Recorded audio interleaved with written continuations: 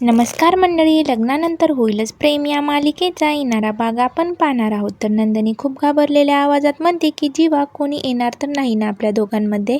तेव्हा जीवा तर मस्करी करत म्हणतो की हो, येईल ना आपलं बाळ. तर नंदिनीला तर आता काय बोलावं काहीच कळत नाही. तिला खूप राग आलेला असतो. तर इकडे पार्थ आणि जीवा दोघेजण एकत्र किचनमध्ये असतात. तेव्हा पार्थ म्हणतो, नंदिनीची प्रेग्नेन्सी कशी चालू आहे जीवा, सर्व काही ठीक आहे की नाही. तेव्हा जीवा हा आता खूपच घाबरतो आणि तो काही उत्तर देत नाही. तर इकडे काव्या आता नंदिनीला खूप मोठा प्रश्न विचारते की ताई, आपण छोटं होतो तेव्हा आईच्या पोटामध्ये आरू होती तर तू किती छान गप्पा मारत होतीस तिच्याशी. मी तुला खूप वेळ पाहिलेलं होतं. मग तू आता तुझ्या होणाऱ्या बाळासोबत का गप्पा मारत नाहीस? मी तर तुला कधीच असं बोलताना पाहिलेलं नाही. तेव्हा नंदिनीला तर आता खूप मोठा धक्का बसतो की काव्याला सत्य कळालं की काय. तर आता समोर येणाऱ्या भागात काय पाहायला मिळणार हे पाहणं खूपच रंजक ठरणार आहे.